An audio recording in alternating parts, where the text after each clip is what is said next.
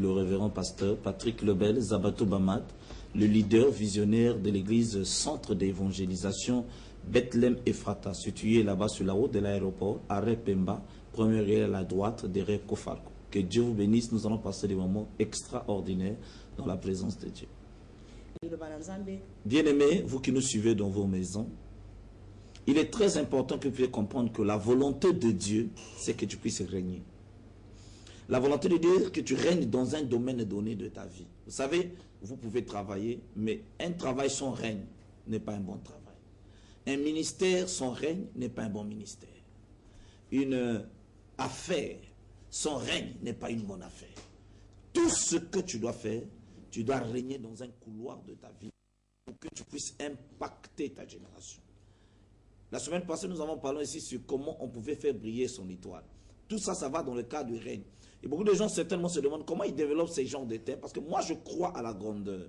Moi, je crois à l'épanouissement. Moi, je crois à la démarcation. Moi, je crois que quand quelqu'un, le Saint-Esprit, il peut commencer à impacter sa génération. Moi, je crois à ces choses. Et Dieu, vous savez, on ne donne que à la manière où tu penses, que tu analyses les choses. Dieu m'affecte et me révèle certains messages par rapport à ce que j'ai comme conviction. Le règne. Qu'est-ce que le règne? Le règne, c'est la domination. Le règne, c'est gouverner. Le règne, c'est influencer une destinée. Le règne, c'est influencer un domaine de sa vie. Et il n'y a pas règne sans pouvoir. Il n'y a pas pouvoir sans autorité. Il n'y a pas autorité sans trône.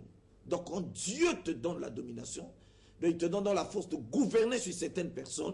Il te donne aussi la force de gouverner sur certains esprits, sur certains domaines de ta vie.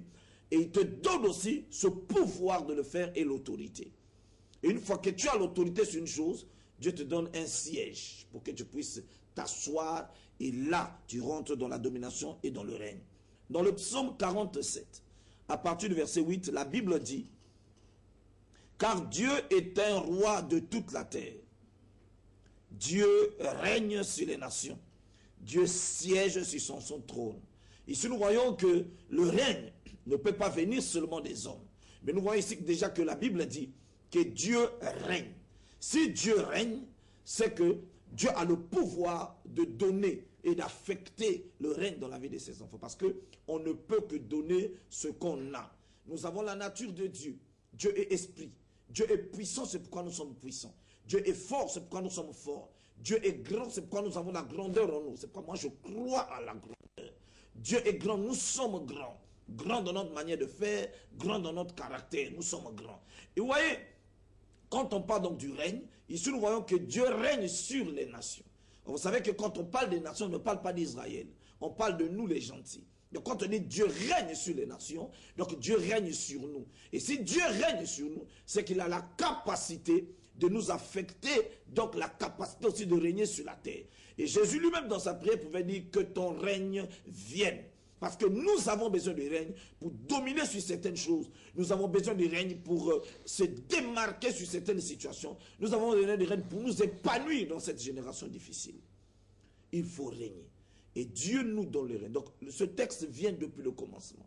Et vous savez, au commencement, la pensée de Dieu pour l'homme, puisque Dieu est celui qui règne sur les nations, Dieu aussi l'a fait pour les hommes. Il a créé toutes choses. Vous connaissez la notion de la création.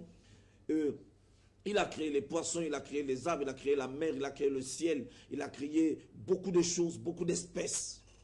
À la fin, Dieu crée l'homme. Et Dieu, quand il finit de créer l'homme, il amène toutes ces espèces devant lui. Il dit, mais toi l'homme, donne des noms à chaque animal. Donne des...